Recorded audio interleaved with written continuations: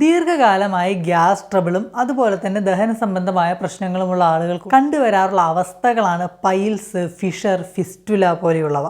ഇവർ ഡയറ്റിൽ പ്രധാനമായിട്ടും ഒഴിവാക്കേണ്ട കുറച്ച് സാധനങ്ങളുണ്ട്.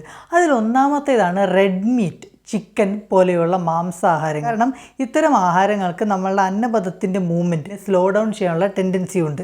രണ്ടാമത്തേത് മുട്ട ഉപയോഗിച്ചുണ്ടാക്കുന്ന വിഭവങ്ങളാണ്. ഇത്തരം വിഭവങ്ങളുടെ ഉപയോഗവും പരമാവധി കുറയ്ക്കേണ്ടതാണ്. ഇതും കോൺസ്റ്റിപ്പേഷൻ ഉണ്ടാക്കുന്ന സാധനങ്ങളാണ്. അടുത്തത് മൈദയാണ്. അതിൽ ഫൈബർ കണ്ടൻറ്റ് വളരെ കുറവായതുകൊണ്ട് മലബന്ധം ഉണ്ടാകാൻ കാരണമാകും. പിന്നീടുള്ളത് ചോക്ലേറ്റ് പോലെയുള്ള മധുര പലഹാരങ്ങളാണ്. ഇത്തരം ആഹാരങ്ങൾക്ക് നമ്മുടെ അന്നപഥത്തിനെ ഡ്രൈ ആക്കാനുള്ള ടെൻഡൻസി ഉണ്ട്.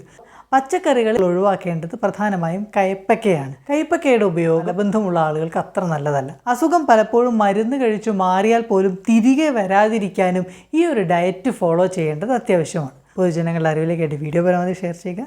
Thank you so much.